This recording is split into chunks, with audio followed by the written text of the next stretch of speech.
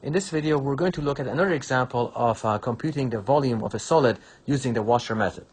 The question here is to find the volume of the solid obtained by rotating the region bounded by the curve y equals 1 minus x cubed, which is just a cubic function, and the lines x equals -1 and y equals 0. The first step, as usual, is to find the points of intersection. So we have y is equal to 1 minus x cubed. Let's plug in x equals -1. We'll get y is equal to 1 minus 1 cubed. That's going to be 1 plus 1. That's 2. So we get -1 and 2 as one of the points of intersection.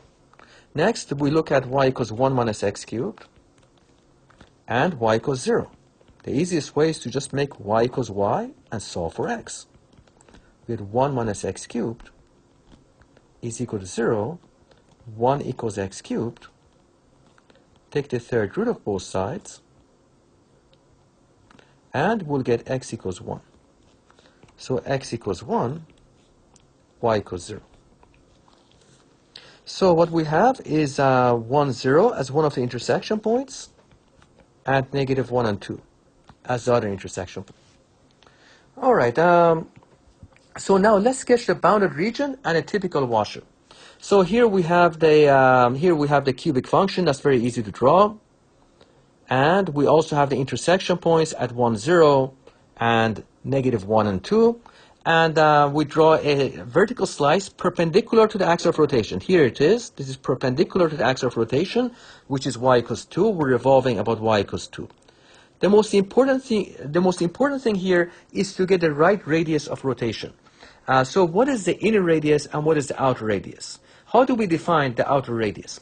The outer radius is the distance from the axis of rotation to the farthest point on the slice that you've drawn. And as the name suggests, it's an outer radius. So that's going to be simply the distance from y equals 2 to y equals 0. So that's radius outer is 2.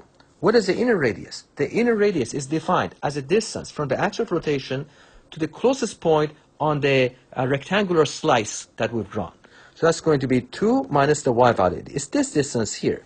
And the y value is 1 minus x cubed. It's a cubic function. So it's going to be 2 minus 1 minus x cubed. Very important that you convince yourself that this is the right radius of rotation, the inner radius, the outer radius.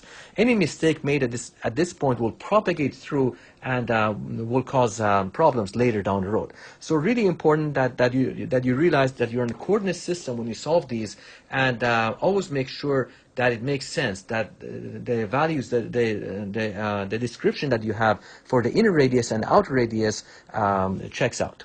All right, so let's draw a typical washer. We have the inner radius is right here. This is the inner radius, and radius inner is 2 minus 1 minus x cubed. The outer radius is 2, and this is a typical washer, and we're going to add these washers in the direction of the x-axis. That's what the integral does. It adds up all these slices. And with the washer method, we're basically subtracting out the inside. And that's what makes this work and allows us to find the volume of the solid. So let's talk about the cross-sectional area and the volume of one of the washers. So we define the outer radius. Radius outer is equal to 2. We define the inner radius. Radius inner is equal to 2 minus 1 minus x cubed. What about the cross-sectional area? The cross-sectional area, A of x, that's the area of one of these slices. This is the cross-sectional area here. So A of x is going to be pi times radius outer squared minus radius inner squared. All right, so the cross-sectional area is pi times radius outer. The radius outer is 2, minus radius inner is 2 minus 1 minus x cubed. And we close the brackets. And now let's talk about the washer, the volume of one of the washers. So washer volume.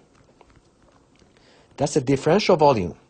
And the integral adds up these differential volumes, gives us the entire volume. So differential volume is pi times radius outer squared, that's 2 squared, minus radius inner squared, that's 2 minus 1 minus x cubed squared and times dx. The total volume is going to be the integral of the differential volume from negative 1 to 1. So that's going to be integral from negative 1 to 1 pi times outer radius squared, that's 2 squared, minus inner radius squared, 2 minus 1 minus x cubed, close, close, squared, integrated with respect to x. All right, so the next step is to set up a definite integral and to compute the volume. So the volume is pi times radius outer squared minus radius inner squared. Let's simplify the integrand and then we'll do the integration. Volume is equal to pi, integral from negative 1 to 1, 2 squared, that's 4, minus 2 minus 1 is going to be 1, minus times minus is plus, so we get 1 plus x cubed, all squared. Integrate with respect to x. Let's simplify this. Volume is pi, integral from negative 1 to 1. 4 minus 1 is going to give us, actually let's fold this part out first. So 1 plus x cubed all squared. 1 plus x cubed times 1 plus x cubed. Well, we're going to get 1 times 1, that's 1, plus 1 times x cubed, plus x cubed times 1, that's 2x cubed, plus x cubed times x cubed is x to the 6. So minus 1 plus 2x cubed plus x to the 6, close the bracket and put another bracket here, another closed bracket here, integrated with respect to x.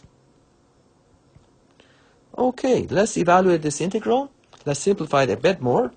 Pi, integral from negative 1 to 1, 4 minus 1, that's 3, distributing the minus sign, minus 2x cubed, minus x to the 6, integrate with respect to x. All right, so what we get is volume, reversing the power rule, and reversing the power rule, that's just integral, x to the n dx, add 1 to the exponent, and divide by the same. X to the n plus 1 to the power of n plus 1, divided by n plus 1, plus c. So volume is pi times, what is the antiderivative of 3? That's going to be 3x. What is the antiderivative of 2x cubed? That's 2x to the 4th over 4. And what is the antiderivative of x to the 6? That's going to be x to the 7 divided by 7. Evaluated from negative 1 to 1, we now apply the fundamental theorem of calculus to solve for the volume. Volume is equal to pi times, put the upper limit in, we get 3 minus 2 over 4, that's 1/2. Let me write this as x to the power of 4. There we go. And a minus, put 1 in, we get minus 1 over 7. Minus pi times, put negative 1 in, we get negative 3, minus 1/2.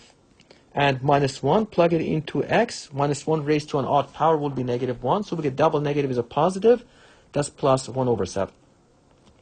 Let's simplify further. Volume is equal to, distribute the pi, we get 3 pi, minus pi over 2, minus pi over 7, plus 3 pi, plus pi over 2, minus pi over 7, distributing the minus sign.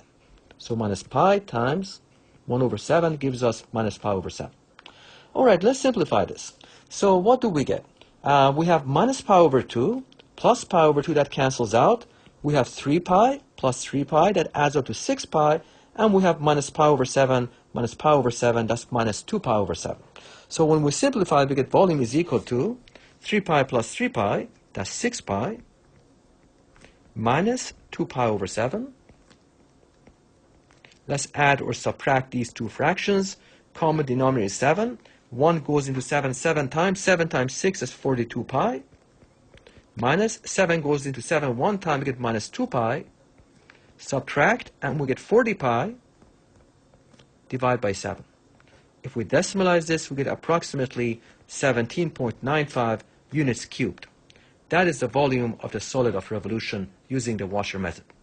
All right, thanks. I need to make some corrections to this video. The region bounded by the curves y equals 1 minus x cubed and the lines x equals -1 and y equals 0 is revolved about the line y equals 2. Let me show this on a diagram here. Some parts of the diagram was faded out due to a software glitch, so I'm going to put those back in. So we have the y-axis here. We have the x-axis here. Let me draw that in. X-axis like so. We've got the line x equals -1. We've got the line y equals 2. And we're revolving about y equals 2. And I guess that's everything. All right, thanks.